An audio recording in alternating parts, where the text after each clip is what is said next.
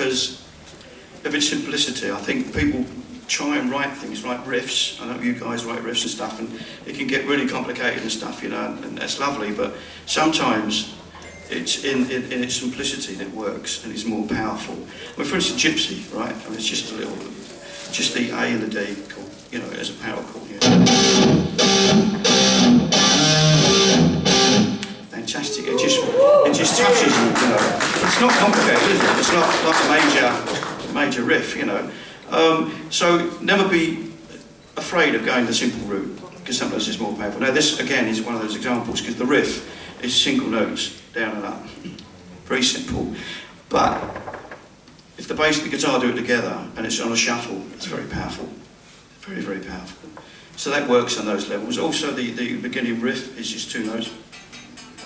If I turned up the M sound very Chinese. But you know, the way I play it is nowhere near Chinese. But you know, you just think simplistic sometimes, and I think, you know, I think with all the stuff that goes on there, you've got to take one step back. Just look at it a bit more clearly. And this is a good example of that. Oh, I forgot about this. I used to do an intro to this. I still do. It's on the record, but I can't do that and that together. And what I normally do is I do this intro. It's loud.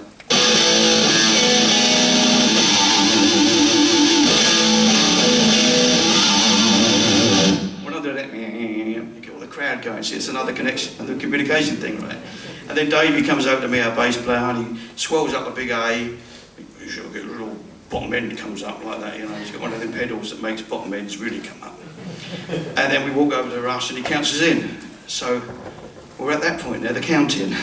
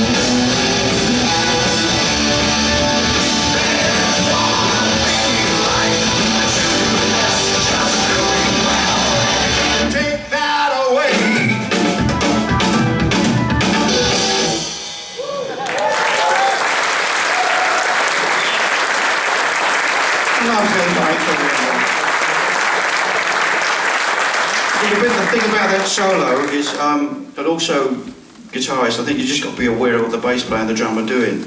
You know, sometimes you get lost in your own world and you lose yourself, but be aware of what's behind you and what's carrying on, because if you notice on part of that solo, I did a... Let's go with the bass drums, and it makes it more powerful. So the solo itself is rolling, and then you lock into that with the bass player and the drum, and it really lifts, you know, and drives it, you know. So it's very important to be aware of who you're playing with.